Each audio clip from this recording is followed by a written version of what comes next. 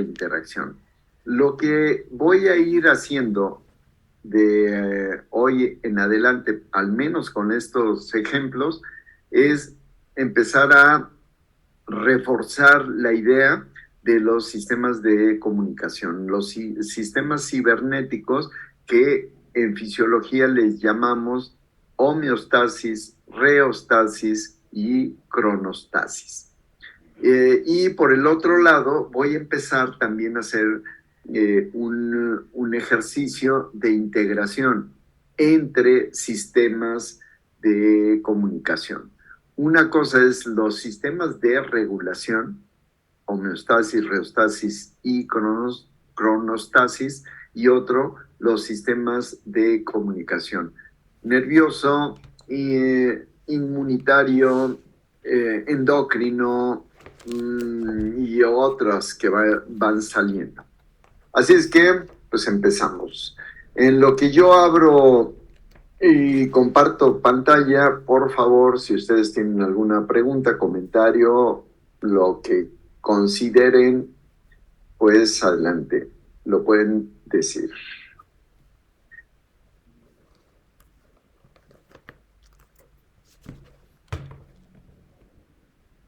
Bueno, ya van viendo la gráfica y ya van viendo, por ejemplo, cosas más particulares como aquí dice sistema nervioso central y por acá sistema cardiovascular. ¿Qué tiene que ver el sistema nervioso central con el cardiovascular?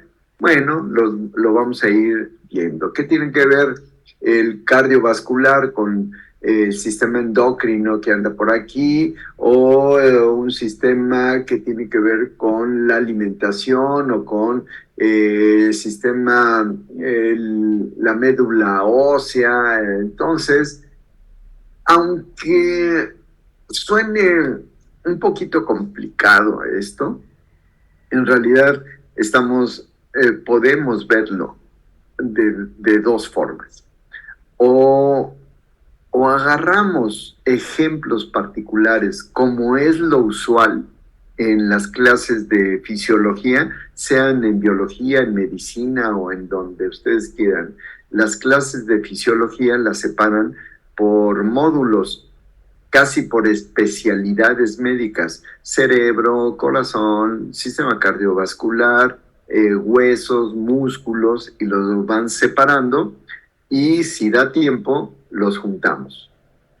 Y la otra visión, un poquito más de procesos, no de cosas, sino de procesos, sería encontrar, por ejemplo,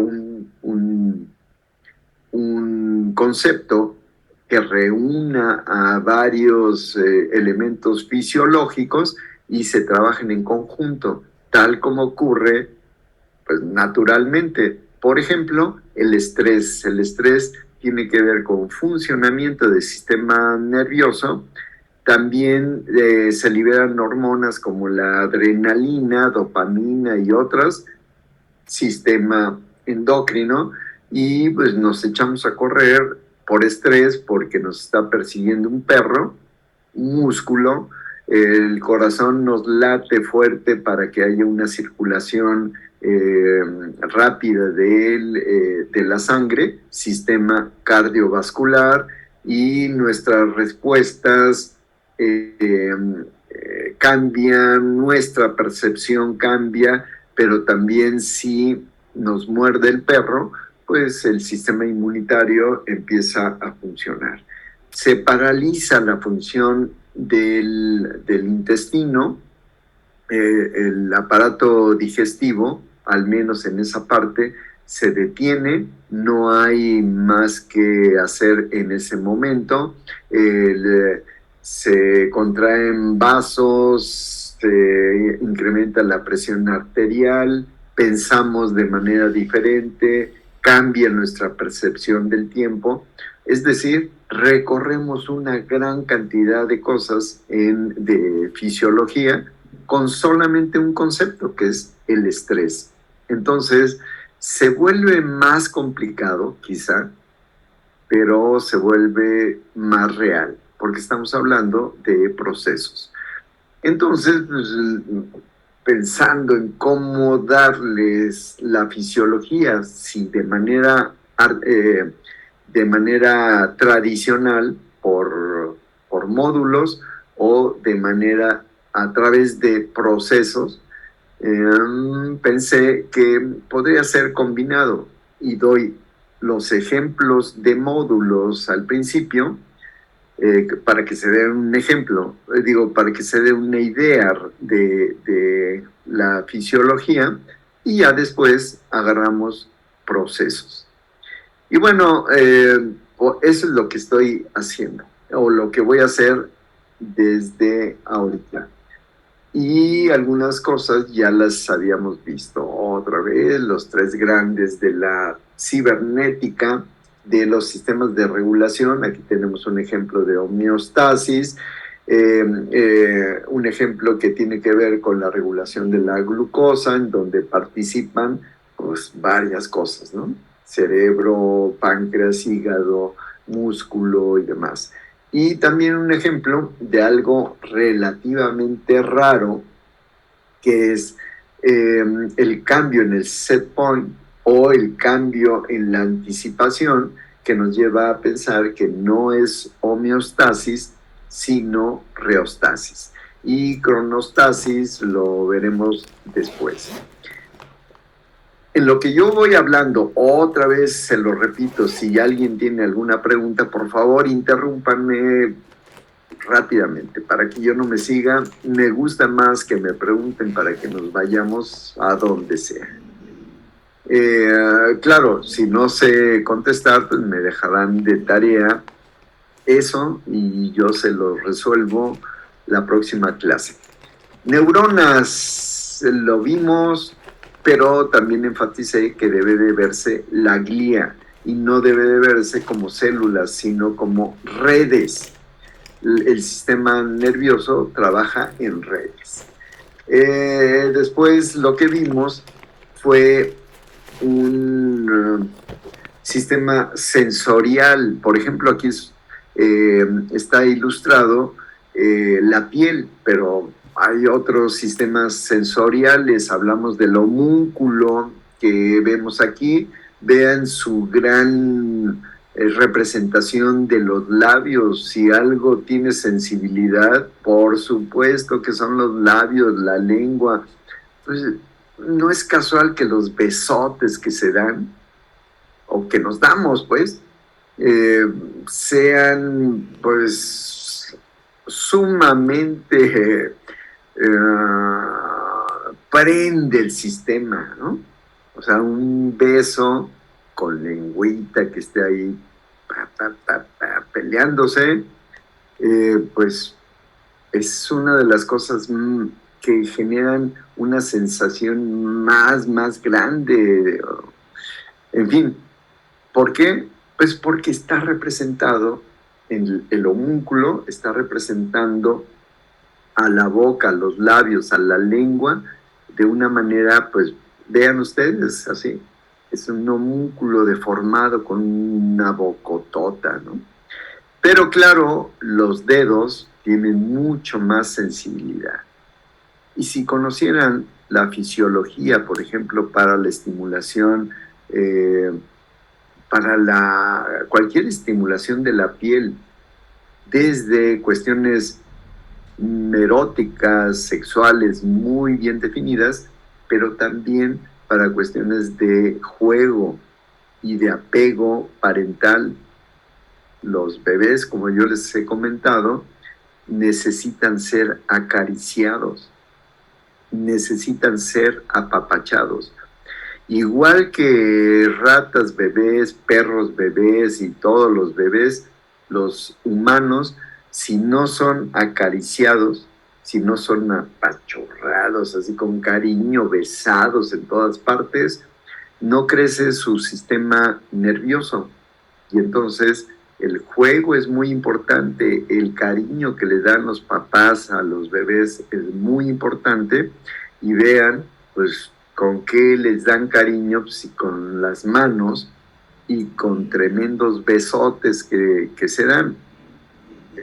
Repito, en cualquier dirección, sea un bebé que necesita ser estimulado para que su sistema nervioso crezca, o una pareja que se está estimulando mutuamente y que genera grandes efectos en todo el cuerpo. También, bueno, creo que aquí no tengo más que mostrarles porque el video parece que se me fue, no importa. Tenemos la visión y aquí pues tenemos toda una serie de células que funcionan para ver, y las únicas que detectan la luz son estas que están acá y que son los fotorreceptores. Cosa rara que ocurre aquí, ahorita lo explico, mientras Salvador pues participa. Adelante. Tengo una pregunta respecto a la diapositiva pasada, pero era un poquito como, no sé si es absurda, pero por ejemplo, cuando un beso, por ejemplo, que es algo que en realidad no es tan necesario, pero es como un afecto, ¿no? Es una forma de expresar amor. Cuando hablamos de este tipo de rituales, por así decirlo, o sea, implica también esas demostraciones que quiera uno no afectan tanto, por ejemplo, cuando uno es niño o cuando ya es adulto. O sea, esas va más allá solamente de algo como aprendido, o quizás tenga alguna implicación desde la infancia probablemente. No sé, esta es una pregunta que me surgió. Estás hablando de que necesitamos afecto, no recibir y dar. Fisiológicamente, ya les di un poco como la explicación, pero psicológicamente dirían ellos, los psicólogos, que naturalmente se apega uno con las manos y con nuestra piel, principalmente con la boca.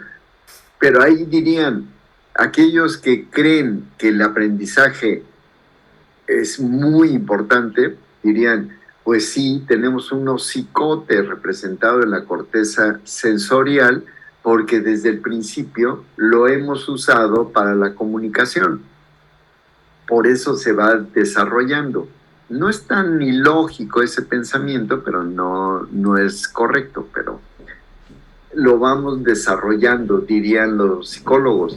Pero los fisiólogos ya detectaron que el homúnculo aparece desde pequeño, sí, lo vamos desarrollando, pero ya tenemos sistema somatosensorial desde los primeros días de nuestro crecimiento, desde nuestro nacimiento. Así es que tiene un componente biológico y también un componente de aprendizaje. Habrá que saber cuál es el peso específico en cada una de las etapas. Entonces, siguiendo la línea psicológica, diríamos, si se usó desde los primeros días de vida, primeros años de vida, y nuestros papás nos apretaban, nos acariciaban, nos abrazaban y nos besaban, pues por consecuencia nosotros hacemos lo mismo cuando crecemos y listo, lo que queremos es tener una interacción. También suena lógico, pero fisiológicamente, cuando uno ya tiene desarrollado un homúnculo con un hocicote y una lengua así bien sabrosa y unos dedos así acariciables, ¿qué es lo que vas a utilizar para eso? Entonces, cuando se trata de empezar a estimular, uno no siente con la espalda. Sientes que te tocan la espalda, eso sí, pero uno no va a acariciar con la espalda, ¿se dan cuenta? No es anatómicamente correcto tampoco, ni con la cabeza. O sea, pues aquí la representación es bastante pobre. Pero ¿con qué va uno a acariciar a la persona si no es con la parte que nosotros sentimos más, ¿no? Los dedos, los labios, todo eso, y entonces se refuerza. Y puede uno agarrar un dedito pequeño del pie, muy poco representado por el homúnculo. No es cierto, está bien representado. Bueno, el tobillo, ¿no? agarren el tobillo, hagan la prueba con sus parejas, ¿no? Y empiecen a tocar el tobillo y les van a decir sus parejas, ¿y qué te traes o qué? ¿Estás menso, loco o loca también, no? Y les va a decir, es que es una práctica de fisiología y si no me reprueban. Así es que empiecen a tocar el tobillo y se les va a hacer absurdo a ustedes y a la pareja. ¿Por qué? Porque vean la representación del tobillo.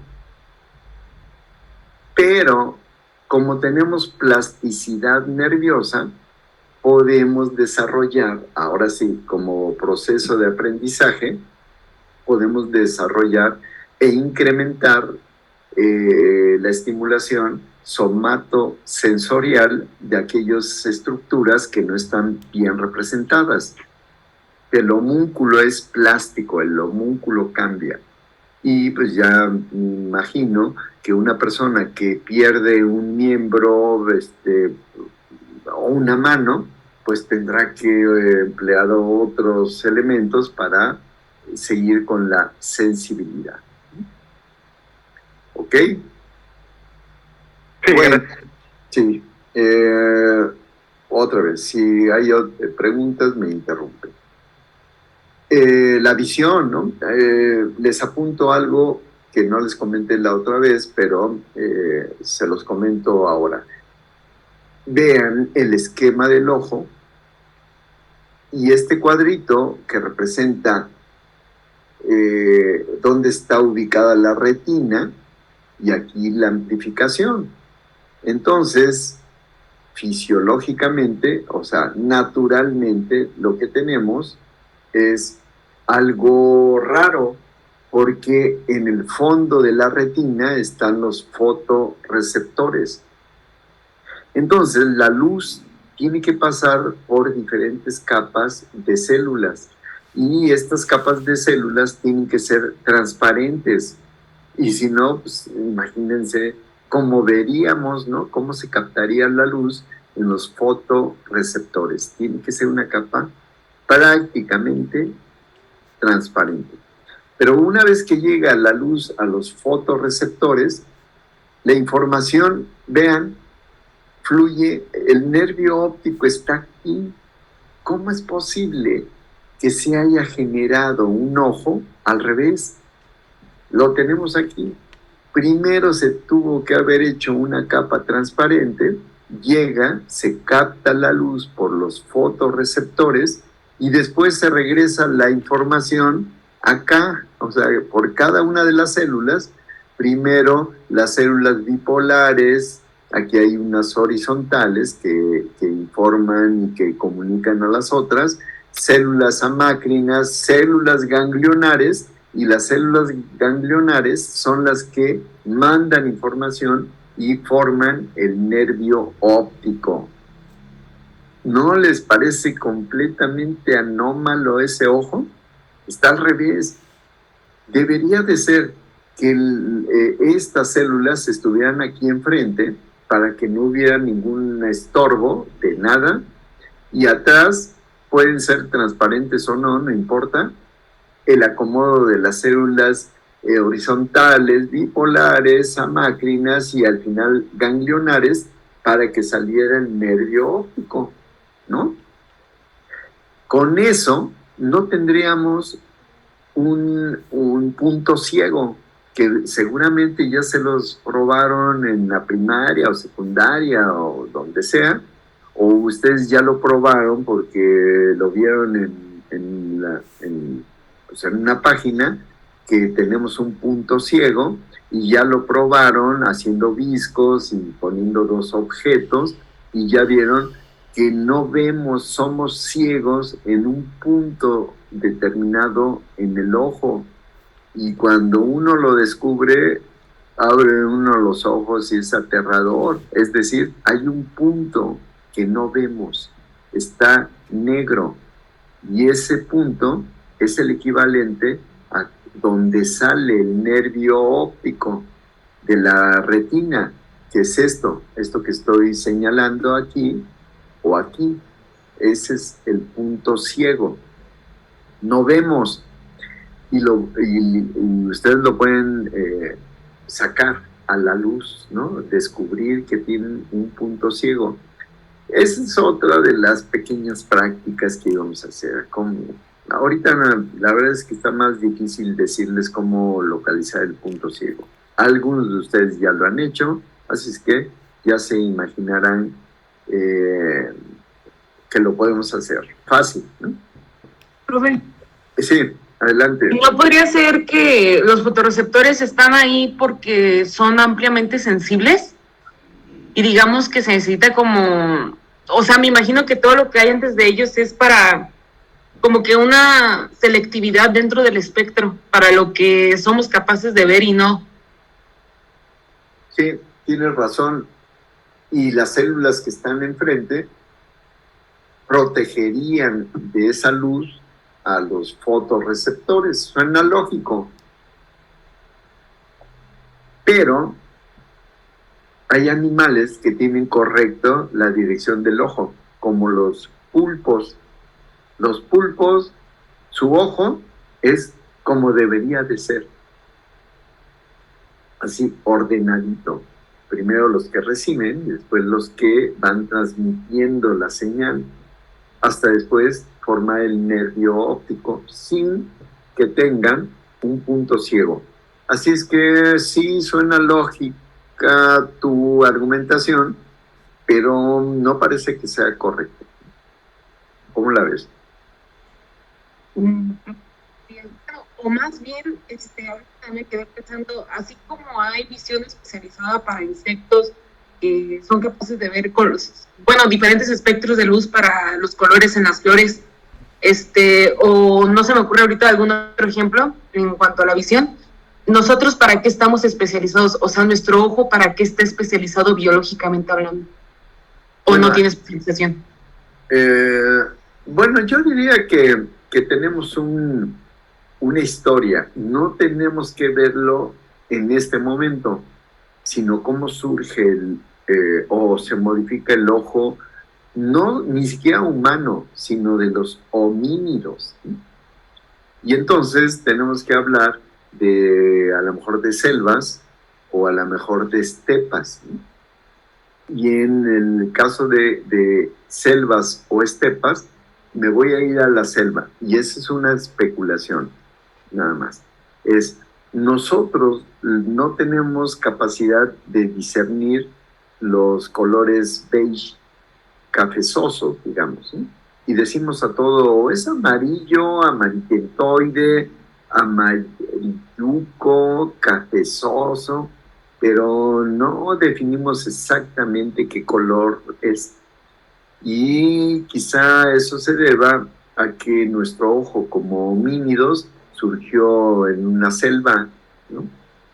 Y esa selva tiene un montón de verdes, tiene colores de los pájaros, colores del suelo, pero el color café pues no abunda, ¿no?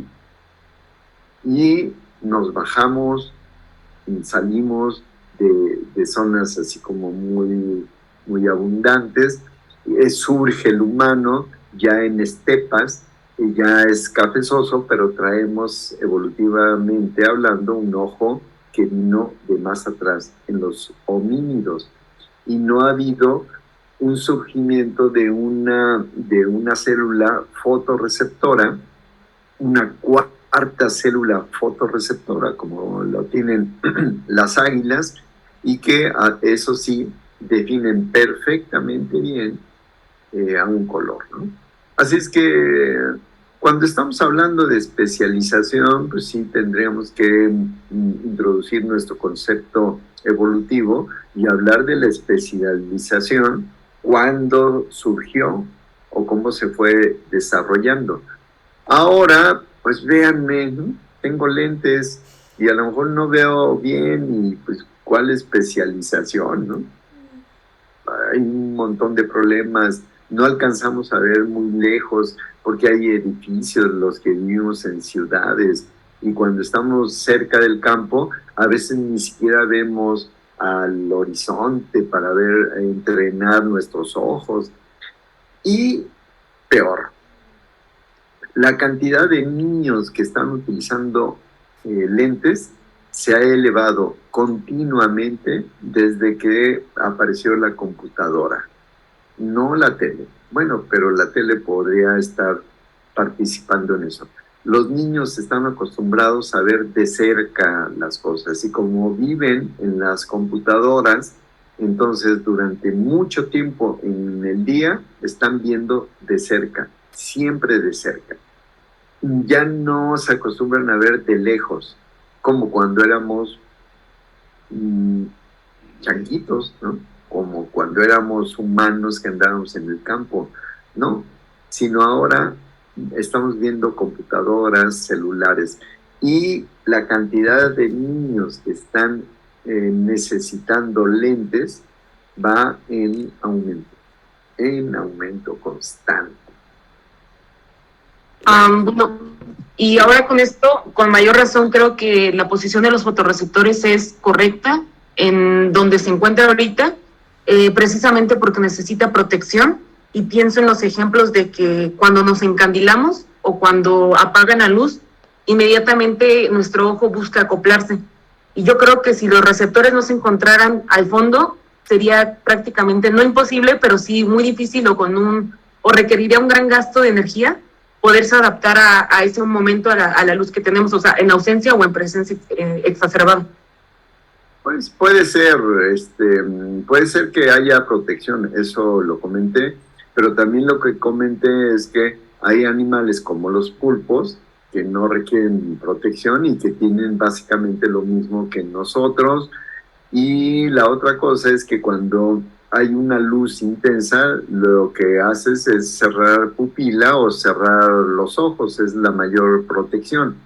Tu argumento, repito, suena muy lógico y puede ser que tenga ciertas cosas correctas, pero el problema es que cuando encuentras a otros organismos que más o menos tienen los mismos problemas, pero su ojo no tiene esa protección, entre comillas, y funcionan muy bien, o sea, el pulpo tiene unos mejores ojos que nosotros, entonces a lo mejor la argumentación no es tan correcta, creo. Pero pues el pulpo está en el agua.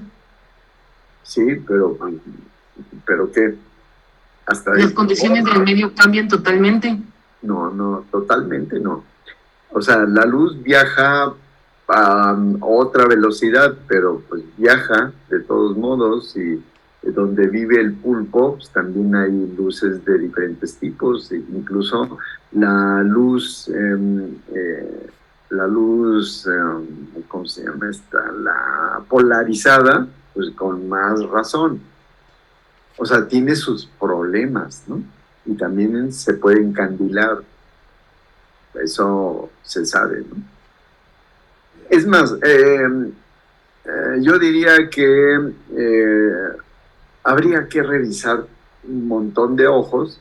Algunos se parecen a los nuestros y otros a los de los pulpos, y hay organismos terrestres que se parecerían más a nosotros y que tienen básicamente el mismo problema.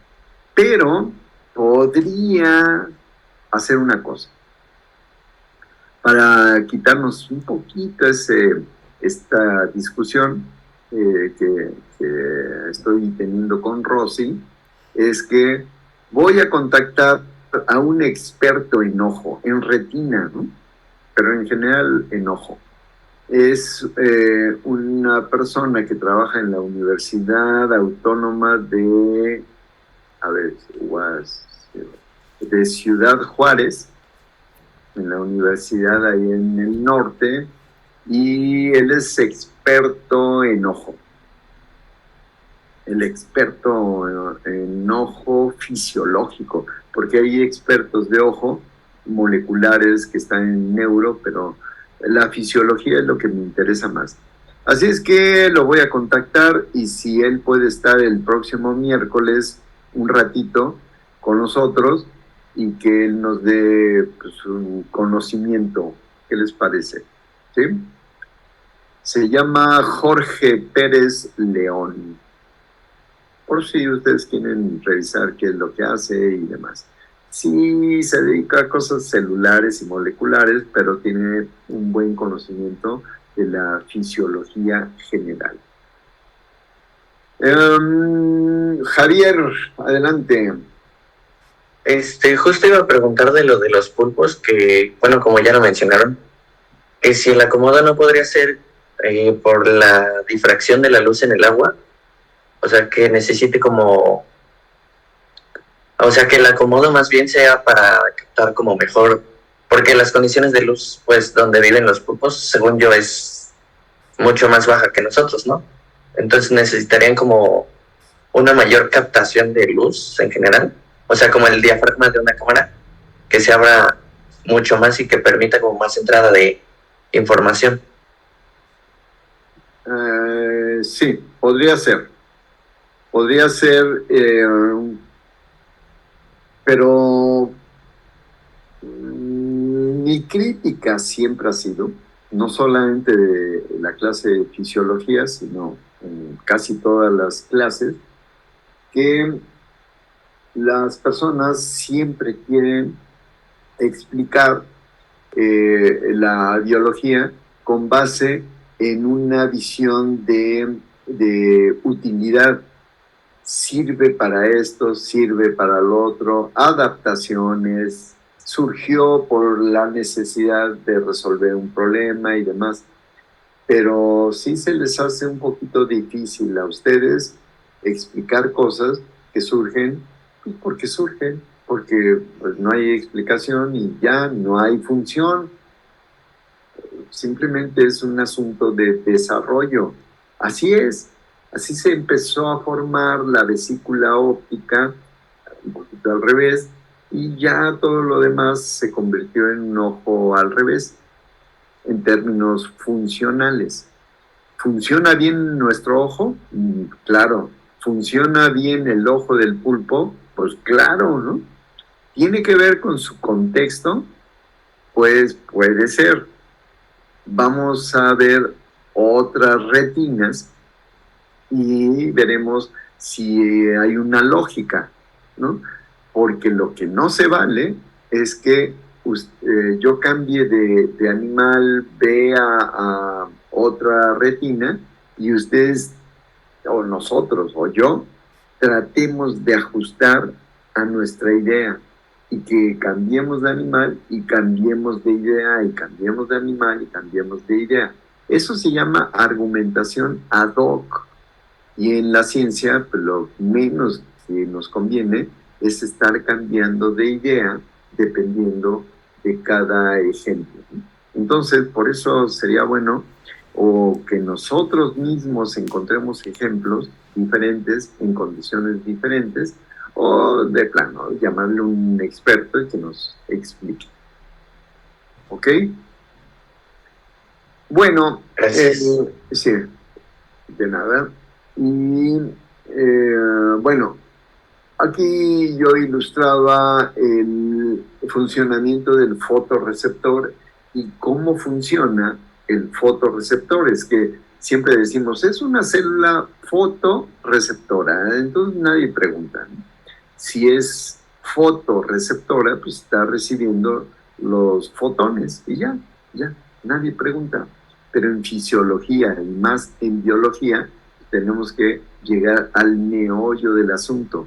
¿Cómo es que capta una célula a un fotón? Y sobre todo, cómo ese fotón traduce la señal de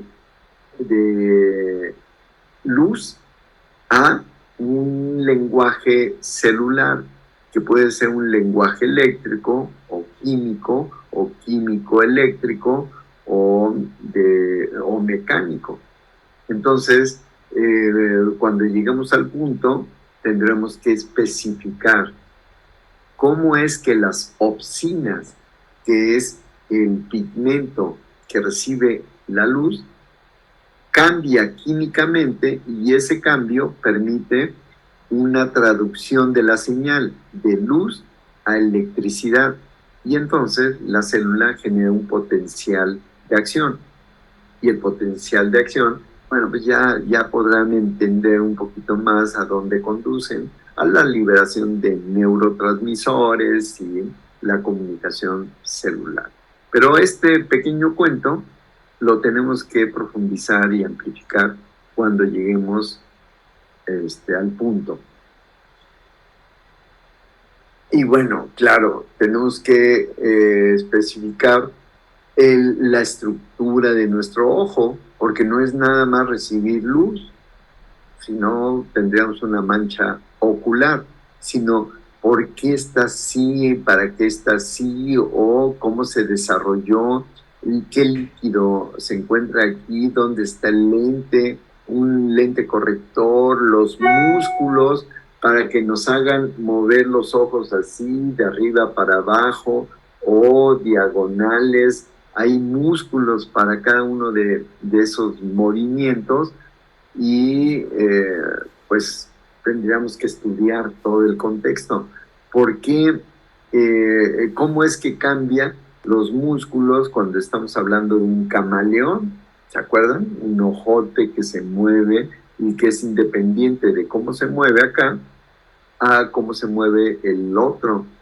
Y a lo mejor sí tiene que ver con su ambiente, porque puede ver casi en 360 grados por el tipo de movimiento. Pero nosotros podemos ver perfectamente las 3 dimensiones porque están enfrente, y los ojos se separan por unos centímetros, perdón, centímetros, y simplemente lo que nos permite es ver diferente de un ojo y de otro. Y cuando lo juntamos en la corteza visual, surge las 3 dimensiones. Y esto es lo que hacemos cuando demostramos algo así como ilusiones ópticas, que aunque el dibujo sea plano, si movemos ligeramente uno, lo enchuecamos un poquito, hacemos viscos o utilizamos unos lentes especiales, como los que utilizan los geólogos, el cerebro interpreta que estamos viendo cosas ligeramente diferentes, se compagina y surge las 3 dimensiones. Si ustedes han visto fotografías de geólogos con esos lentes, o si se acostumbran a verlo, moviendo un ojo nada más, haciendo como visco, pero con un ojo, van ustedes a ver rápidamente las 3 dimensiones. De veras que sí asombra, ¿eh? A pesar de que uno sepa, sí asombra que surjan las 3 dimensiones. Y bueno, nosotros en el trabajo que estamos haciendo, digo nosotros porque es mi grupo y yo, que estamos trabajando en el laboratorio que le vamos a llamar inmersión, pues estamos trabajando con 3 dimensiones, en un mundo de 3 dimensiones con realidad virtual, aumentada y ese tipo de cosas. Ya tenemos maquetas con 3 dimensiones, y si se dan cuenta, en realidad estamos hablando de 2 dimensiones, pero con un tratamiento digital que nos permite ver ligeramente diferente, ¿no? En cada ojo. Eso lo tienen los depredadores, los que necesitan la tridimensionalidad para saber qué está adelante, qué está atrás. Pero aquellos que no necesitan ver en 3 dimensiones, por ejemplo, los pollos, pues necesitan saber todo el espacio a lo mejor. O así es su desarrollo. Por eso es a veces difícil compaginar con la evolución, pero cada quien tiene un concepto diferente. Pero a final de cuentas, hay tantas cosas que discutir con el ojo, y yo solamente agarré 2, ¿eh? La fotorecepción y la visión en 3 dimensiones. Agréguenle movimiento, movimiento horizontal, vertical, contraste, colores, formas, Y hay un montón de cosas para ver.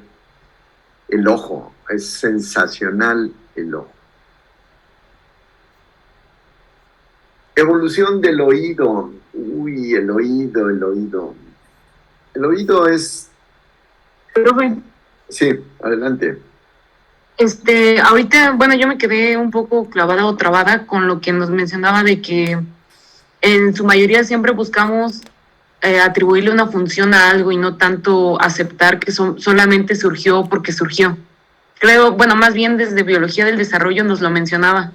Sin embargo, ahorita que ya lo pusimos como en un ejemplo de este estilo, no logro entender bien su visión.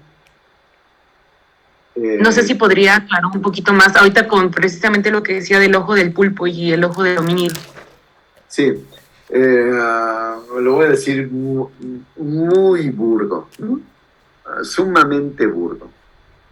Me disculpo ante ustedes que ya son estudiantes de biología de quién sabe qué semestre, ¿no? Pero hagan de cuenta que estamos hablando de un calcetín, ¿no? El desarrollo del ojo pudo haber surgido de dos formas. Se necesita una vesícula ocular, ¿no? Y esa vesícula puede ser como si tuviéramos un calcetín ahí doblado y de repente metemos la mano y generamos la vesícula. O al revés, succionamos el calcetín y generamos la vesícula, pero del otro lado. Una cosa es meter la mano y otra es jalar el calcetín. ¿De acuerdo? Como ejemplo, pues vale, ¿no? Entonces, cuando empujamos, es un ojo tipo pulpo y cuando metemos, es un ojo tipo humano. Se llega básicamente lo mismo a una vesícula ocular. ¿Por qué el pulpo hace esto y por qué el humano hace esto? Por un asunto de desarrollo. Ni siquiera tiene una investigación así muy profunda. Casi todos te dirán, pues así es el desarrollo. Pero al final de cuentas, lo importante era la vesícula óptica. Entonces, si uno se pone a pensar así, a lo mejor son detalles que no tienen importancia y que te generan un ojo al revés. No, nada más. Pero funciona, es funcional. Así es que si tú le buscas y buscas, vas a lo mejor encontrar que fue una casualidad, nada más. El que fuera como calcetín para afuera o un calcetín para adentro, no importa. Y eso nos lleva a lo mejor a pensar que la evolución también se desarrolla por ese tipo de casos, que no es selección natural. Es un poquito el ejemplo. ¿Cómo la ves, Rosy? ¿Más o menos? Sí, más o menos, pero aún así, si yo tomo su ejemplo, le diría que dependería de mí si quiero sentir la parte interna del calcetín o la parte externa y por qué, ya que la parte externa puede tener muchos hilitos sueltos que hagan que de alguna manera u otra no pueda estarme, no adaptando al medio, pero sí poderme desarrollar dentro del medio. Sí, pero la pregunta inicial que yo quería contestar con eso, que hiciste, es cómo se desarrollan las cosas para que podamos decir, a lo mejor es independiente de la selección natural. Surgió como algo pleiotrópico, por ejemplo, ¿no? Fuerzas mecánicas. Se desbalancean para un lado o para el otro y así surge el ojo. Y todo lo demás se acomoda, como el nervio óptico.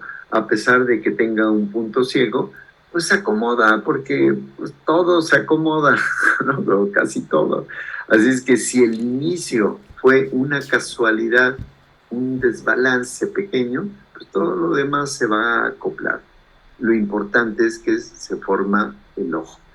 Pero cuando decimos por qué se formó así, por qué se formó así, pues a lo mejor la respuesta de que, pues bueno, pues así es la vida, ¿no?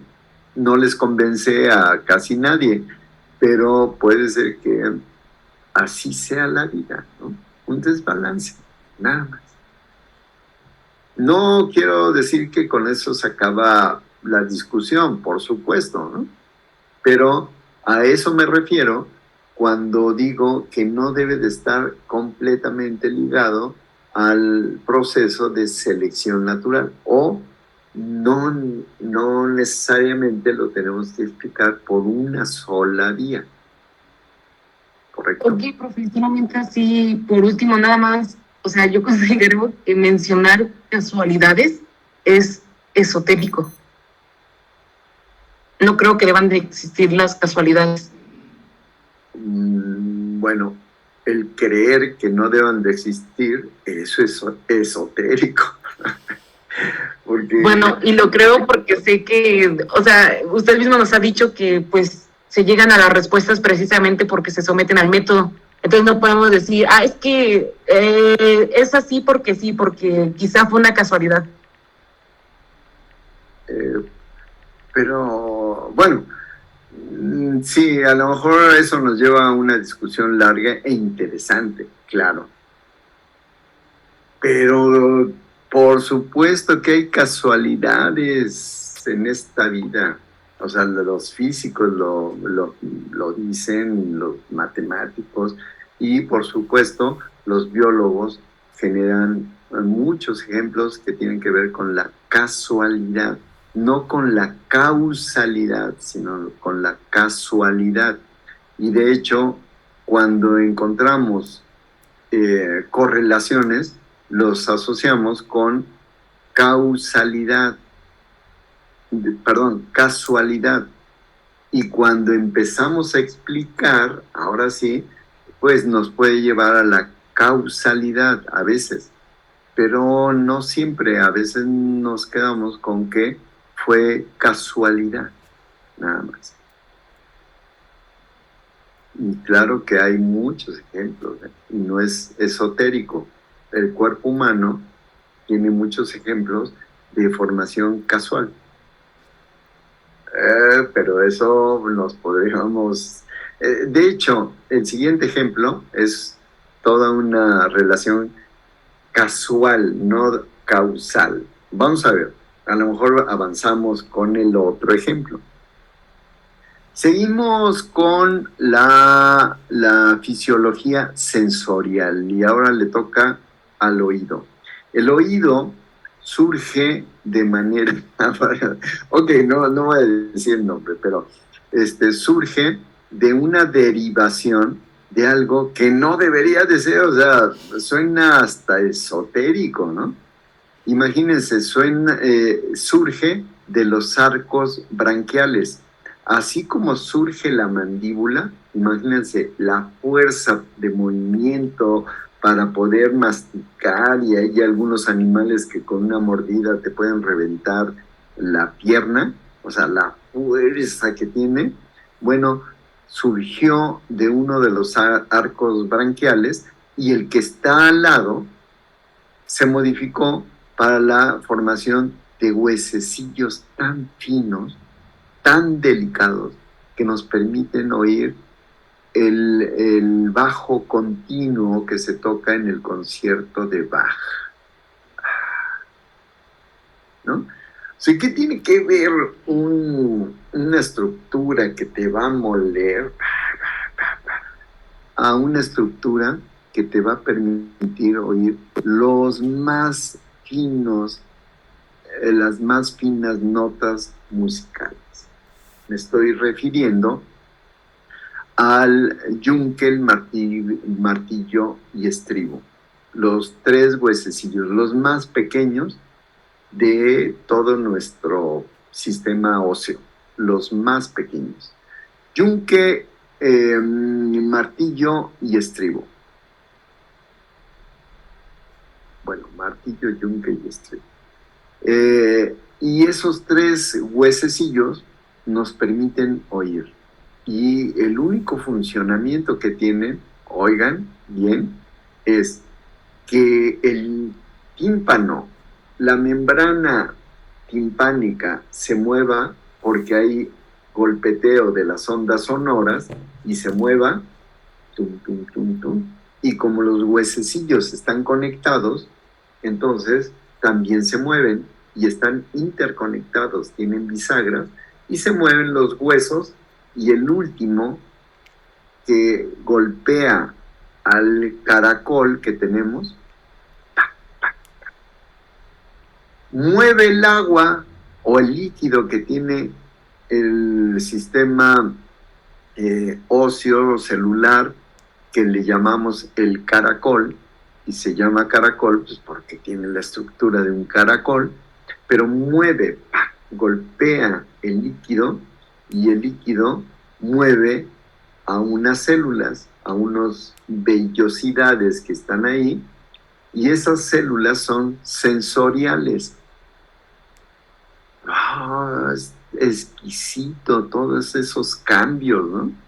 De veras que el pensamiento que yo tengo, que todo es, no que todo, que algunas cosas son casualidades, Rosy, pues ahí ya te doy un ejemplo de que yo no puedo decir que eso haya sido casualidad. Es tan preciso todo el acomodo que definitivamente yo mismo, que siempre estoy diciendo cosas raras, no creo que sea casualidad. Es un sistema que tiene que ver con selección natural, a fuerza, porque es tan delicado eso. Pero vean el inicio. El inicio es que surgió de algo que pudo haber generado estructuras tan burdas como la mandíbula. Según Stephen Jay Gould, al que ustedes han leído seguramente, Stephen Jay Gould lo que dice es que el principio, el merito principio para que se transformara una estructura que puede dar origen a algo burdo, a algo muy fino, pudo haber sido una casualidad. Pues ahí se los dejo otra vez. Pero vean que surge de casi el mismo origen, pero son cosas completamente diferentes. La alimentación es otra cosa súper padre, ¿no? Aquí en la lengua tenemos la capacidad de detectar elementos muy básicos, ¿no? Salado, amargo, y no es cierto que se acomoden en un sitio particular, sino están distribuidos, y no es cierto que la punta de la lengua solamente reciba el azúcar o cosas azucaradas, y por eso así nos comemos el helado.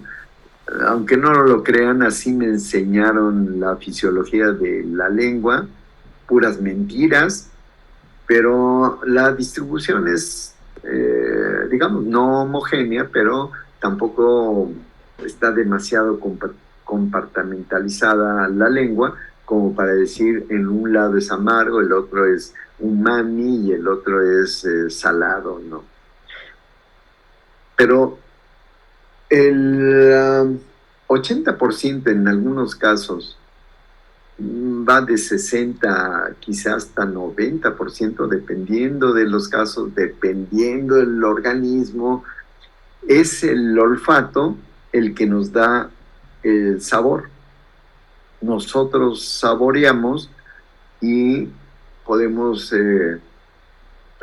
saber exactamente qué es lo que vamos a comer desde antes de que lo probemos. Eso pues ya lo sabemos. Ustedes pueden oler a unas papitas que están en el aceite y que desprenden un olor característico, y lo pueden diferenciar a un pan que se está horneando en un horno tradicional, o unos frijolitos ahí bien ricos, o algo putrefacto. Lo pueden diferenciar, ¿no? Y entonces, cuando nosotros nos vamos acercando para la alimentación, ya de antemano sabemos a qué va a saber. Y cuando lo probamos, ¿no?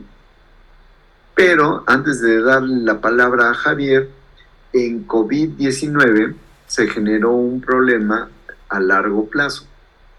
Y en COVID-19, uno de los problemas, de los tantos problemas que surgen, es el cambio en la capacidad olfatoria. Y algunas personas han cambiado eso. No se sabe exactamente por qué, cómo, a qué hora y demás, sino que pues pasó y ahora lo que olían o solían oler ya les cambió. Y personas refieren cosas muy drásticas, de que antes podían probar un alimento delicioso para ellos, unas albóndigas con arroz, por ejemplo, y ahora les saben, imagínense, lo peor. Entonces, es sufrimiento para comer, ¿no? Porque lo que les gustaba ya no les gusta.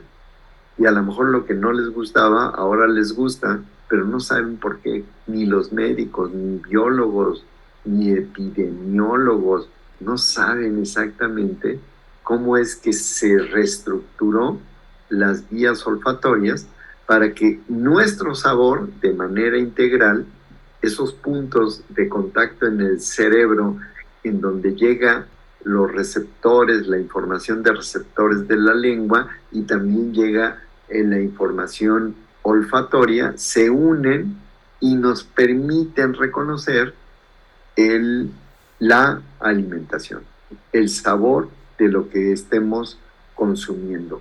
Y por eso abajo ustedes van a ver que participa el sistema muscular. Pues claro, la lengua es un músculo, pero tiene una función no nada más de contracción y de movimiento y espadazo cuando están dando un besote y pasándose saliva y demás, sino es un asunto que tiene que ver con con lo sensorial, ¿no? Con los receptores para la alimentación.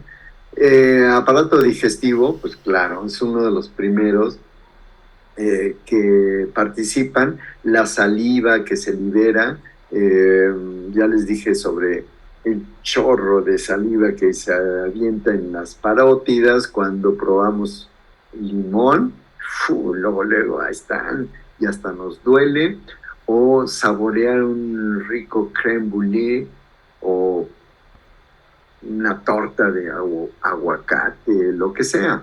Y entonces este tipo de cosas empiezan a funcionar y empiezan a modificar el aparato digestivo. Sistema nervioso, pues claro, ¿no?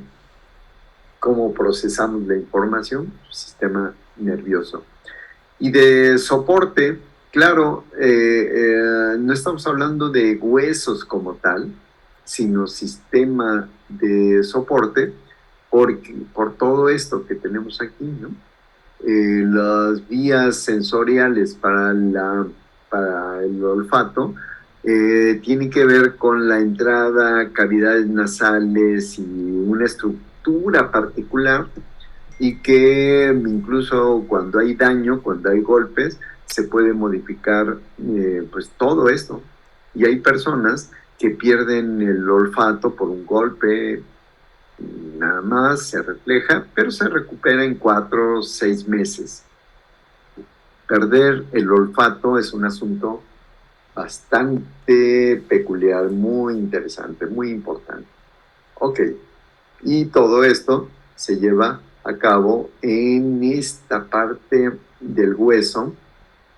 Vean, el olfato, entra el olor por aquí, los compuestos que van a provocar el olor, y esta pequeña parte que es un hueso que separa cerebro de esta cavidad olfatoria, pues aquí están las células nerviosas que van a captar el olor y que directamente, aunque aquí no se ve muy bien, directamente lo lleva a estructuras del sistema límbico, pero rápido. Es el nervio más que manda la información al cerebro, el más rápido.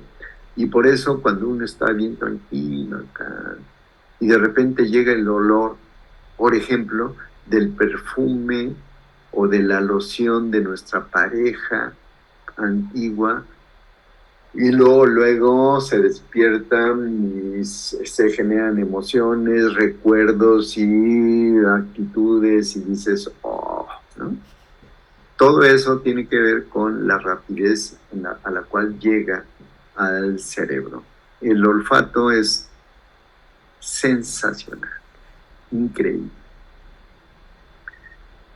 Y ahí viene un asunto que parece casualidad, pero es causalidad. Ahí les va un ejemplo de olfato. Se hace un experimento en el cual unas mujeres se ponen una playera durante 3 días en la noche para dormir y después esas playeras las almacenan y se los dan a oler en unos frascos grandes, se los dan a oler a unos jóvenes, en este caso filman a un investigador y ahí está oliendo, y se trata de que cataloguen qué olor es el que le desagrada más o el que le agrada más y que ordene todos los frascos. Son como 6 frascos, ¿no? Con diferentes playeras. Y resulta que casi todos ordenan los frascos de me gusta mucho a lo odio casi siempre. Y lo más fantástico es que los que les gusta el olor a lo que desprenden esas playeras, cuando se hace el análisis genético de un componente del sistema inmunitario, el caso es que todos los genes que están estudiando son diferentes. Me gusta el olor, pues resulta que genéticamente soy diferente. No me gusta el olor, prácticamente mis genes están ahí. No nos conocemos, no somos parientes, pero los 6 genes que estudian son igualitos. Y eso es muy interesante, ¿no? Para un biólogo es sumamente interesante, ¿o no, jóvenes? Y parecería que uno ve a una persona, te gusta, son compatibles, se juntan, se besan, se saborean, ojo, se están saboreando, se huelen y dicen con este me quedo, con esta me quedo, ¿no? Y dices, pues sí, es que la vio muy guapa, muy guapo, muy lo que sea que les guste, pero resulta que no es casualidad, sino es causalidad. Los genes nos movieron para decidir si me quedo con una persona o no me quedo. ¿Se dan cuenta lo fantástico que es esto? Es increíble el olfato, ¿no? Lisette, adelante. Los investigadores explicaron por qué decidieron que las playeras se las deberían de colocar durante la noche. No lo explicaron, pero durante el día se hacen tantas actividades que a lo mejor pues, el sudor ya empieza a cambiar un poquito más, ¿no? En las noches, pues no tienes tanta actividad, bueno, puedes sudar, claro, pero controlan un poquito más lo que se pueda desprender. No lo dicen, yo lo intuyo, nada más, ¿no? Pero suena lógico, ¿no? Parece. Pero lo pueden hacer, es un experimento que a lo mejor ustedes podrían hacerlo ahí en la facultad, ¿a poco no? Y que, pues, ¿qué onda con los genes? Pues van con Juan Campos, con Fausto, con Carlos Saldaña y que digan, oye, pues podemos medir unos genes y pues capaz que lo hacen y pueden meter una pregunta más, ¿no? Una pregunta diferente. ¿Cómo reacciona un joven o un mediano o un viejo ante eso? O si hay diferencias entre mujeres y hombres, o si hay diferencias entre personas que estudian veterinaria, ingeniería, biología. No creo que haya diferencias, pero pues, podrían hacer preguntas de eso. El olfato es increíble.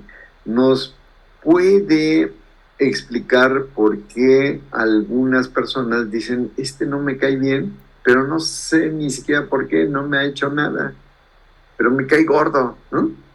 ¿A poco no les ha pasado eso, verdad? Y pues a lo mejor es el olfato. ¿Y por qué puede uno andar con una persona que al resto de las personas, nuestros cuates, nos dicen, pero ¿cómo puedes andar así? Pero pues no, no es una persona atractiva, pues a mí me parece la más atractiva de todas, el más atractivo de todos. ¿Por qué? A lo mejor el olfato es el que está definiendo nuestra decisión.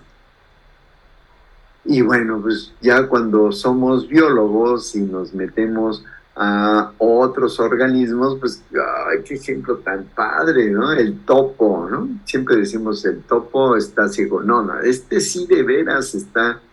Y la representación de su mundo, ¿sí? Es a través del olfato.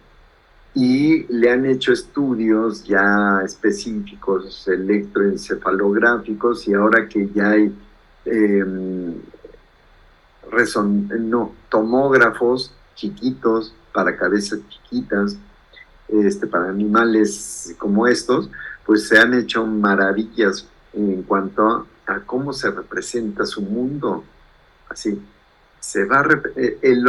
olfatea para acá y se representa el mundo o su habitación, olfatea para acá y se ve cómo representa todo lo que le rodea. Es fantástico este tipo de trabajos. Este en particular salió en Nature Communication y pues ahí está, es una representación tridimensional en estéreo a través del olfato. Uno no podría explicar, yo no sé si hay alguien con la capacidad suficiente para reconocer el espacio, no digamos un plátano, una ciruela o una hamburguesa, sino el espacio, y que este espacio sea tridimensional. Abriré un paréntesis rápido, y aquellos que no hayan leído un clásico, de una novela clásica llamada El perfume, léanlo. Es una lectura casi obligada para aquellos que se impactan con esto del olfato. Y el autor, hay una escena en particular en donde dice, pues es muy difícil hablar del olfato porque pues no es tangible, o sea, no es algo que nos pongamos de acuerdo, depende de nuestras emociones y demás. Pero aparte, es mejor representarlo con la visión. Y el actor, bueno, el personaje principal se mete a una cueva ahí completamente aislado, donde básicamente no hay olores de nada, ¿no? O solamente olores de roca. Y se lleva consigo la imaginación de lo que huele, porque él es muy olfativo. Y entonces empieza a representar, como lo representa el topo, un espacio tridimensional que el autor lo refiere como si fuera visual, porque no tiene, él mismo dice, no tengo la capacidad de hacer una representación olfativa. En fin, esta descripción son bien padres. Así es que les recomiendo eso. Y bueno, pues aquí está los trabajos que hacen. Claro, si estamos hablando de Nature, seguramente, como ustedes lo ven, tiene que ver con moléculas, tiene que ver con experimentos bien hechos, tiene que ver con interpretaciones de datos, Es muy completo este artículo. Y lo que ven es cómo resuelve laberintos este topo y cómo reconoce el espacio, ojo, tridimensionalmente. Bueno, creo que Rosy, sí, ¿verdad? Rosy, adelante, Rosy. Tienes una pregunta. Voy a preguntar esto, voy a preguntar esto porque no he leído nada respecto a, pero, o sea, esto de que haya esta causalidad que nos menciona respecto a que los genes escojan, ¿cabe la posibilidad de preguntar que se deba a un enlazamiento no atómico, sino cuántico? ¿Una interacción molecular y que desde ahí se dé la atracción? No tiene tanto que ver con eso. Parece que tiene que ver con el sentido histórico de desarrollo de tu cerebro. Es el olor que oliste durante una buena parte de tu niñez y de tu adolescencia. Es como estar oyendo la voz de tu mamá. Ya lo hicieron, es una investigación. Oír la voz de tu mamá es reconfortante, es tranquilizante, es lo mejor que te puede suceder cuando eres niño o niña. Pero después de la adolescencia, la voz de la mamá y seguramente del papá, pero no hicieron el experimento, ya no te suena tan agradable. No es que los odies, ni mucho menos, sino la voz que te suena más agradable es una voz diversa, desconocida, fuera de tu ambiente familiar. Y eso es importante, pues, si lo volvemos a interpretar como el valor biológico, pues porque estás consiguiendo amigos diferentes, te estás saliendo del ámbito familiar y eso es muy bueno en términos de la diversidad, de lo que vas a encontrar, de quién, con quién te vas a relacionar, ¿no? Imagínate que de repente te guste el olor, digamos que huelas a miembros de tu familia, como tus hermanos, y que tengas un atractivo, una atracción sexual por ese olor, sería un desastre o un pequeño desastre, ¿no? En cambio, como cambian los circuitos, ahora te es atractivo el olor de personas diversas y mientras más diversas, mejor. Eso ocurre con el sonido y eso ocurre con el olfato. Así es que no tiene que ver con entrelazamientos cuánticos y no sé qué demonios, sino con una cuestión de circuitos neuronales que te hacen una interpretación diferente. Eso es lo que ocurre con olfato y con audio, pero yo creo que puede funcionar también con visión. O sea, una cosa es que te guste tu familia y que sea, todo perfecto, pero pues, por supuesto te gustan más las personas de afuera, ¿no? Claro. Bueno, Lisette, adelante. Profe, en algún momento, no recuerdo hace cuántos lo leí, que decía que cuando elegimos como una pareja, participa nuestro complejo de histocompatibilidad. Pero entonces ahora no estoy entendiendo cómo se relaciona. Sí, esos genes que yo les dije que están funcionando, esos genes que midieron, esos 6 genes, precisamente son del complejo principal de histocompatibilidad. No quise meter el ruido de mencionarlos, pero esos son los genes. Y para los que apenas están empezando a ver lo del sistema inmunitario, pues a lo mejor sistema de histocompatibilidad les suena algo, pero no a mucho, ¿no?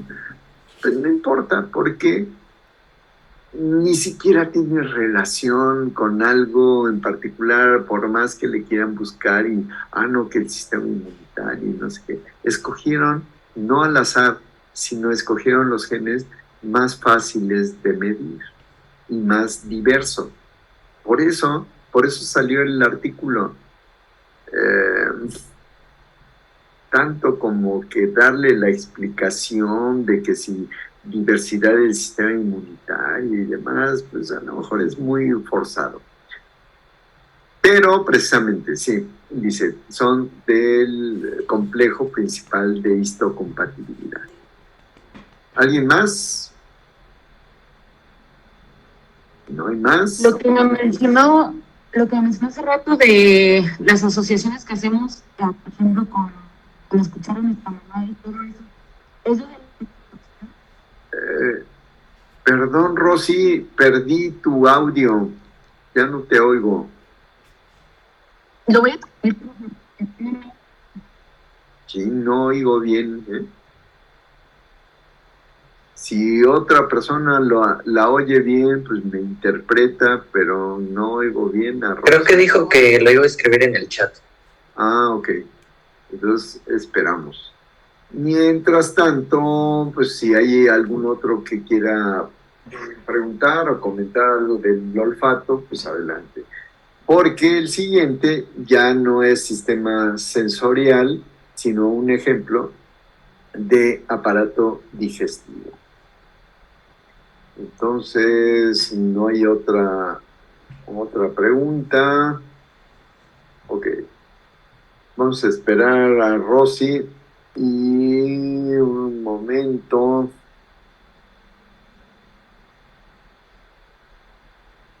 No. Déjenme empezar, aunque corte después. Aparato digestivo. Vean, esta partecita que está aquí, donde está el hígado, aquí está el hígado, aquí no se ve la vesícula biliar y aquí está muy grandota, pues no sé por qué la ponen tan grande, pero bueno, ahí está la vesícula biliar y aquí no se ve una estructura, creo que tampoco acá, déjenme ver si por acá se ve mejor. Bueno, pues es una estructura llamada páncreas. El páncreas, el hígado, se unen en una parte inicial que estaría por atrás de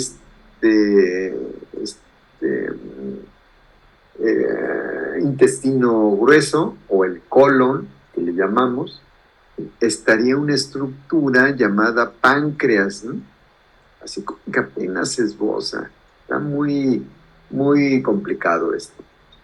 Pero el hígado, pues como que lo echan para arriba, como si estuvieran haciendo una cirugía, entonces se descubre la vesícula biliar. Pero si dejáramos que cayera correctamente el hígado, cubriría esta parte. Bueno, en fin. Y esto es una de las cosas más importantes del aparato digestivo. Pero habrá que irse para arriba, pero ya no lo voy a comentar porque pues, forma parte de los sistemas sensoriales. Uno huele, se junta con la estimulación de la lengua y se convierte en sabor. Se mastica, se empieza a digerir con las enzimas de la saliva, principalmente los carbohidratos, y se traga. Y cada vez que hacemos y estamos tragando, pues a lo mejor a algunos les molesta el sonido, pero ese sonido es reflejo de que algo pasó y el sistema sensorial que tenemos en el principio, en el inicio del esófago, laringe y esófago, lo que permite es mandar una información al cerebro rápidamente para decirle cuánto pasó de algo. Y ese algo, ¿cómo se detecta? Pues con el olfato y con la lengua. Así es que el cerebro inicialmente dice, ya se están comiendo unas papitas, un gansito, unas carnitas, un pozole, pero ¿cuánto de eso se está tragando, se está pasando? Porque una cosa es qué alimento es y otra cosa, cuánto alimento es lo que está pasando. Y esas dos informaciones son muy importantes porque el cerebro ya puede empezar a decidir, entre comillas, si come más de una cosa, si come más de otra, carne, carbohidratos, verduras y demás. ¿Por qué? Porque debe de haber un balance así del cuerpo. Eso es en teoría, pero cuando empezamos a ver que nos gustan más las papitas, la Coca-Cola, que unos elotes o unos frijolitos, pues ya se desbalanceó. El cerebro ya está en otro lado. Pero en teoría debería de haber un balance. El cerebro puede decidir en qué momento se sacia de carbohidratos y le pasa a las sales o le pasa a las proteínas, tragando esto y saboreando la calidad y tragando la cantidad. Y una vez que llega el alimento al estómago, pues es un triturador nada más, ¿no? Bueno, cuando digo triturador es que no hemos visto la estructura del estómago. Tiene al menos 5 tipos de células que son una maravilla de funcionamiento. El estómago tiene células endócrinas, células productoras de ácido gástrico, células productoras de moco que va a permitir recubrir al estómago porque el ácido que está produciendo puede matar a las células. Claro, es un ácido, pero ácido de veras, ¿no? Y entonces puede generar hoyos, ¿no? Y algunas personas tienen hoyos verdaderos, son úlceras, porque no pueden controlar la secreción de ácido gástrico. Les dicen, vamos a tener un examen y ya está el chorro de ácido gástrico y no se han comido nada, son estudiambres, o sea, es todo un caos, ¿no? El estrés puede producir una liberación de ácido gástrico y si no están preparados, pues se mueren las células así nada más. Y hay otras células productoras de enzimas, es decir, no es cierto lo que digo de que el estómago nada más es un triturador, una licuadora. Es todo un sistema increíble para poder digerir y revolver y protegerse y liberar cosas que forman parte del aparato digestivo.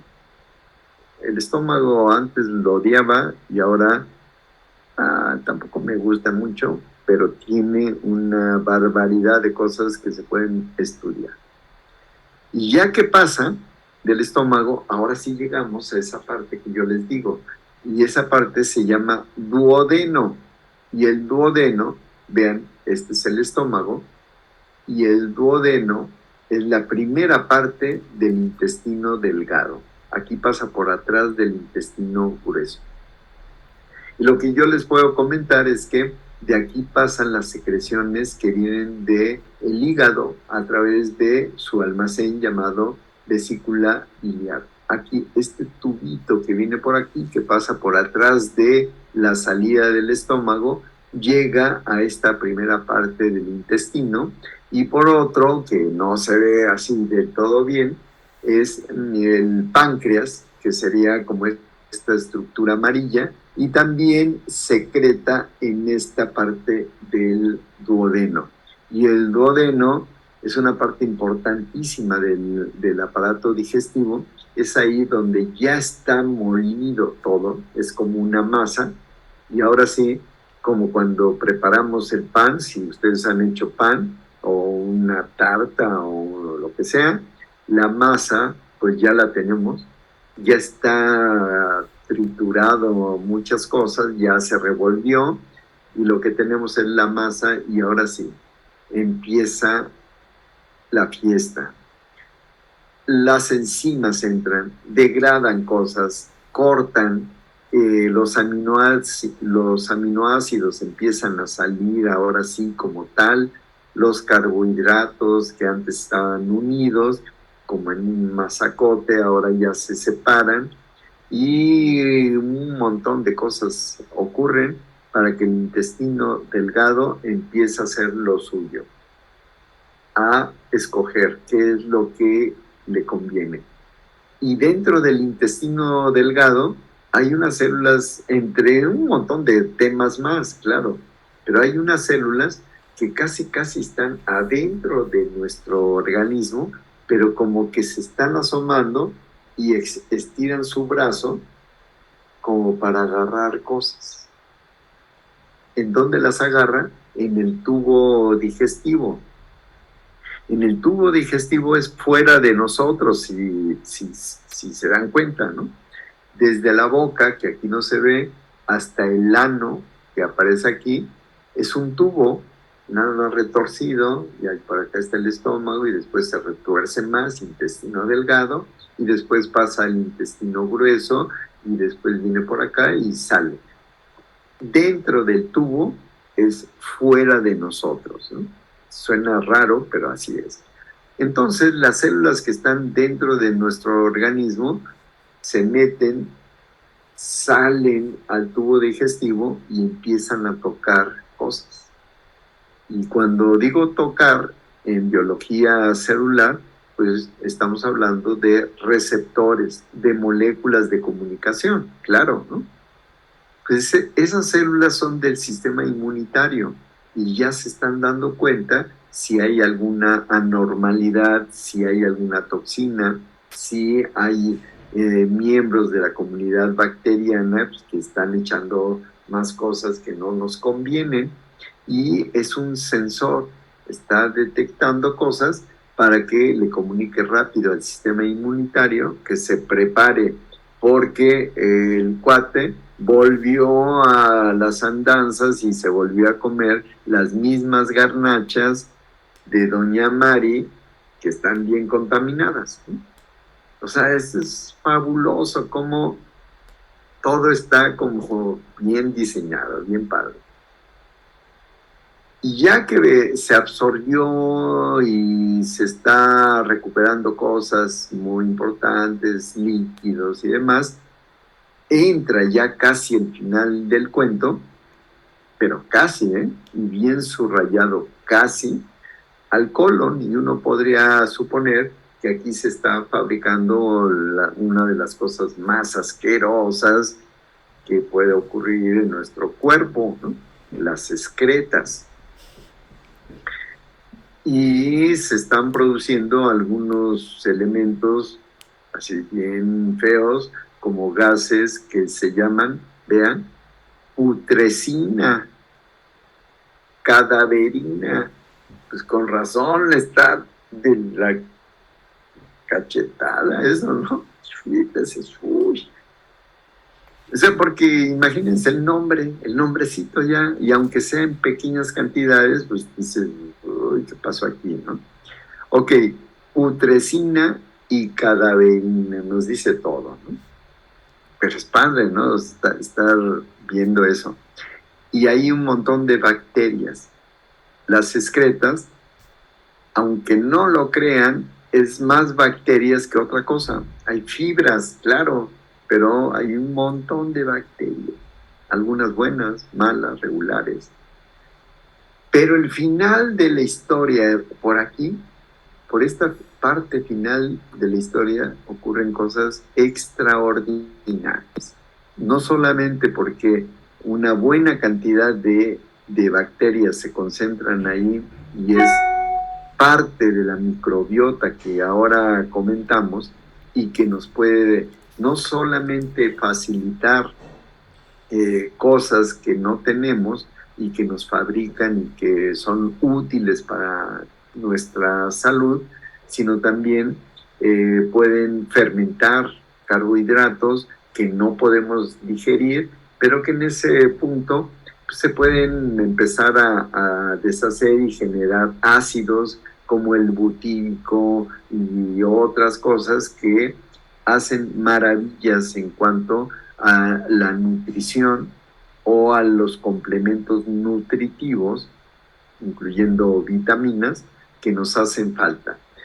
Pero ahí también la microbiota intestinal puede sacar su información que nos manipula y nos modifica a tal grado que algunos investigadores creen que la microbiota es la responsable de nuestras decisiones alimentarias, pero también de enfermedades como el Parkinson y el Alzheimer.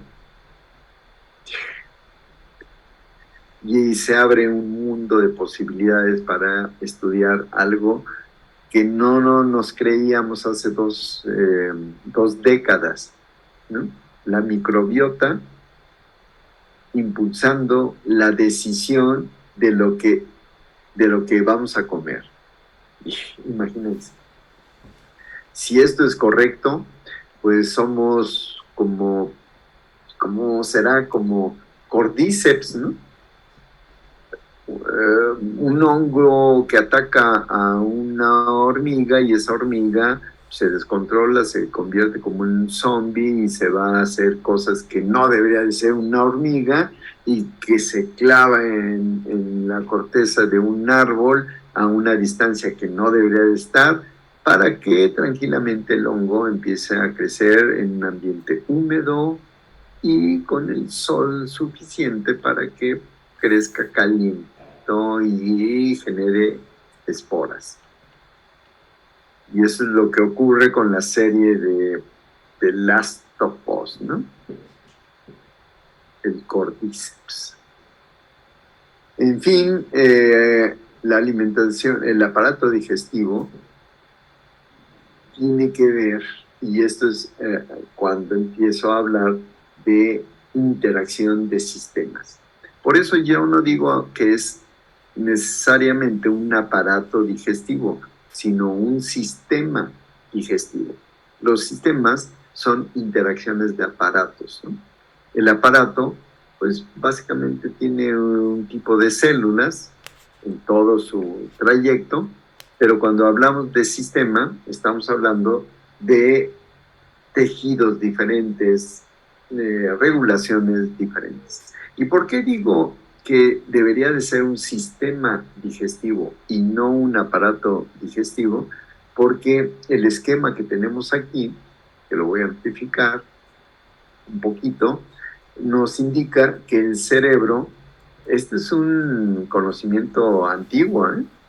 Cerebro regula lo que pueda haber de secreción en el hígado, en el páncreas, para que pueda haber una correcta digestión.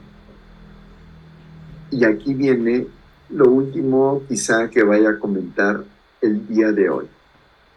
Lo explico para que no se entienda que son rayas y bolitas nada más. Lo que importa, aquí hay dos sistemas de regulación. Un sistema que tiene que ver con la activación, que estoy señalando aquí, que incluso podría llegar a ser el estrés, aquí está, y un sistema que tiene que ver con el metabolismo, aquí está, ¿no? Páncreas e hígado, por ejemplo. Vean, esto es un vaso sanguíneo, aquí recorre la sangre, pero también aquí van corriendo algunas hormonas y algunos otros comunicadores. Ok, estrés primero, el estrés relacionado con la alimentación. Aquí se detecta en el cerebro que hay un perro que nos está amenazando, que hay un profesor que los trata mal y que les dice, mañana vamos a tener un examen, ¿no?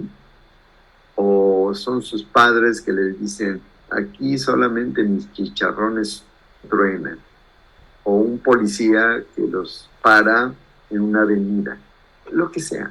se estresa, ¿no? Y al estresarse se liberan hormonas desde la hipófisis y una de las tantas hormonas es la ACTH, adrenocorticotrópica, hormona adrenocorticotrópica, que como su nombre lo indica, va a las glándulas adrenales. Por eso es adrenocórtico. A las glándulas adrenales, pero en su corteza. Ok, está bien. La glándula adrenal tiene dos glándulas a la vez, una médula y una corteza. Bueno, pues el ACTH va a la corteza de la glándula adrenal y lo que ocurre es que libera cortisol. Cortisol es una hormona que puede ir, bueno, que es una forma de medir el estrés, por ejemplo, ¿no? Si uno quiere saber qué tan estresado está una población, les hacen una medición bien simple, les toman muestra de saliva y ese papelito con el cual colectaron, lo llevan a un aparato, se mide y se dice, pues hay una gran cantidad de cortisol, lo que quiere decir es que la persona está muy estresada o que tiene mucha actividad, y si el cortisol está bajo es que no pasa nada, está tranquila. Entonces la ACTH llega a la corteza adrenal que, como su nombre lo indica y que no lo dije, es que está encima del riñón, por eso se llama adrenal, ¿no? Por riñón. Y se libera el cortisol y el cortisol puede llegar al hígado y por una serie de cosas que deberíamos de estudiar ya cuando lleguemos al punto, es que el final del cuento es que se libera glucosa. Y suena lógico cuando nos quiere perseguir un perro, lo que tenemos que prepararnos es para correr. Y para correr necesitamos glucosa. Y esa se desprende y se va al torrente sanguíneo. ¿Qué pasa cuando hay una buena cantidad de azúcares, de glucosa?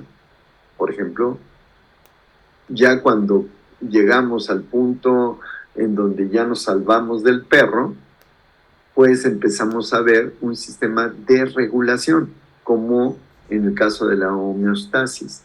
Tenemos demasiada azúcar que nos preparó para correr, saltar y luchar contra el perro. Ahora, con una buena cantidad de azúcar, lo detecta el páncreas y lo que libera es la insulina. Y la insulina, ya habíamos visto eso, es una hormona que hace posible que la glucosa se meta al hígado, que disminuya la cantidad de glucosa en la sangre. ¿Por qué? Porque no podemos estar estresados todo el tiempo. Ya, el perro quedó afuera, ya lo capturaron, ya estás a salvo, ya nos está protegiendo nuestra mami, ¿no? Y entonces debemos de calmarnos y es a través de este mecanismo donde la glucosa se regresa al hígado. Eso es un mecanismo homeostático. Y entonces se regresa al hígado. Ya, todo bien. ¿Y qué pasa cuando tenemos hambre? Ya bajó la glucosa. Ahora, pues ya el perro está fuera, ya pasaron 2 horas y quiero un bolillito, al menos con frijoles refritos con su queso, ¿no? Ay, qué rico. Bueno, ya quiero eso. ¿Y qué pasa? Pues necesitamos que salga la glucosa, que es el mejor alimento que tenemos. ¿Y qué espera el hígado para liberarlo? El hígado no va a liberar así nada más porque sí su preciada glucosa. Se requiere que el cerebro mande una información para que nosotros podamos comer. Solamente hasta esa información el hígado ya puede liberar la glucosa. Y regreso al punto donde yo inicié. ¿Se acuerdan que les dije oler, probar, saborear y después tragar? Y el cerebro sabe qué comimos y cuánto comimos.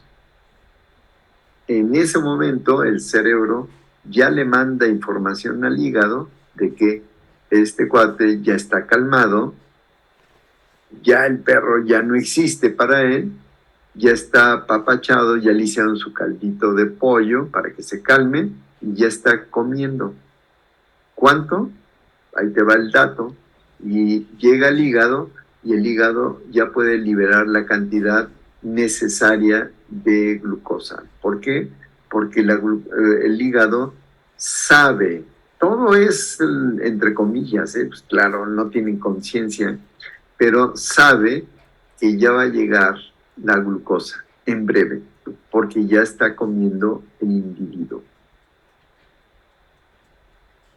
Y ya para terminar, ahora sí, con este esquema, hay un elemento en el que otra vez regreso con el perro y pues ni modo que se espere la persona y el perro a que, ahí hay un perro, ¿no? Y me está queriendo morder.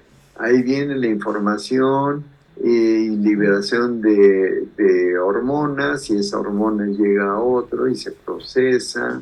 Pues ya te tragó el perro, ¿no? O sea, no es posible. Debe de haber una información así de rápida, y esa información es en parte por el sistema nervioso simpático. Llega en milisegundos, y en milisegundos llega no a la corteza suprarrenal, sino a la médula.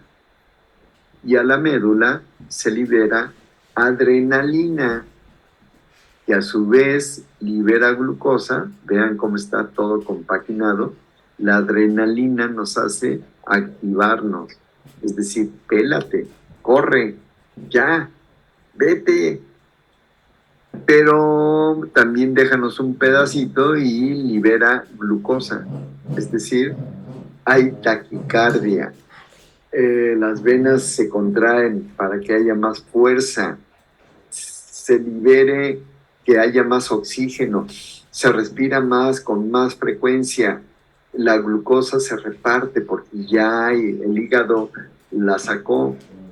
La adrenalina nos hace todo eso para que huyamos y nos hace más fuertes en contracción, la contracción muscular, para que podamos saltar una barda sin problema, ¿no?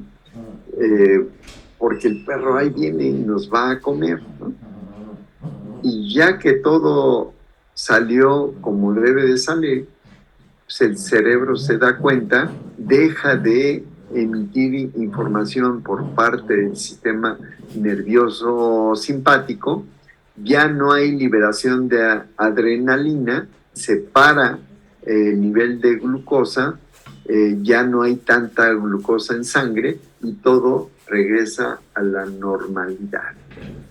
Sistema de regulación, un sistema cibernético entrelazado, ya vimos 3 al menos, y todo eso tiene que ver con la homeostasis. Alabado sea el Señor. Ahora sí, podéis ir en paz, váyanse a donde sea el sábado, y ya saben lo del homúnculo, ¿no? Los besotes y la lengua y demás, y váyanse también a comer algo rico, pero en lugares tranquilos, no se estresen, jóvenes, por favor. Y nos vemos el miércoles. Quizá faltan 3 minutos, si alguien quiere hacer una pregunta, y si no, diviértanse. Nos vemos el miércoles. Adiós. Ay, ¿no se vieron mis preguntas del chat? Perdón, Rosy, ¿qué pasó? No, yo no las vi. Perdóname, pero discúlpame, pero como ya te oigo, ¿No las puedes decir? ¿O las leo? Ok, sí. Le preguntaba que si hace rato lo que nos explicaba de relacionar los sentidos, bueno, en este caso el olor materno, era el efecto proustiano. Ay, caray, ahora sí, explícame, ¿el efecto qué? ¿Proustiano? Proustiano, no lo conozco. Explícame rápidamente. Es que lo había mencionado yo en una presentación una vez en neurociencias, que era de la vez un experimento, no experimento, pero sí cuando se había comido una magdalena, entonces empezó a desarrollar ahí cómo relacionábamos olores con recuerdos y otros sentidos como la audición también. Ok, entonces, bueno, a lo mejor no se me pegó ahí porque lo conozco de otra forma. Es simplemente un recuerdo por asociación. Pero sí, o sea, todo, bueno, una buena parte de los conocimientos que tenemos son porque se asocian. Es un conocimiento o un aprendizaje por asociación. Si yo me estoy comiendo algo y de repente hay un accidente, me espanto, puede ser que cambie mi valor hedónico, es decir, ya no me gusta o me gusta más o lo que sea, lo que estaba comiendo, o ya no vuelvo a ir a ese lugar, o con la persona que yo estaba, pues ya está como que su olor no me gusta, o hay un montón de cosas que se asocian. Es extraordinario cómo cambia nuestro cerebro por asociación. Y la asociación más sencilla es si como algo y me hace daño, es el olor, el gusto, en dónde estoy, qué vi, lo asocio y a la siguiente vez que me aparezca no consumo. O al revés, estaba en un lugar bien tranquilo y llega una persona y pues me dice, qué bonita tarde, ¿podemos platicar? Oh, sí, agradable, y mira, y me echa todo un rollo y el conocimiento me gusta y digo, qué lugar tan bello. O sea, lo asocio con una persona, con un acontecimiento X. Entonces estamos llenos de aprendizajes por asociación. Y ya por último, ¿estas asociaciones vendrían siendo también para el proceso de plasticidad? Por supuesto. No parece que haya otra explicación de asociación, aprendizaje y demás que no tenga que ver con plasticidad. A fuerza, parece. A fuerza debe de haber plasticidad, si no, no podemos reconocer un aprendizaje. Así es. Ok, profe, gracias. De nada, y bueno, ahora sí, jóvenes, diviértanse en su fin de semana. Marco, no sé si te podría robar como 2 minutitos después de que... Nos quedamos si quieres. Gracias. Adiós a todos, jóvenes. Hasta luego, buenas tardes. Gracias.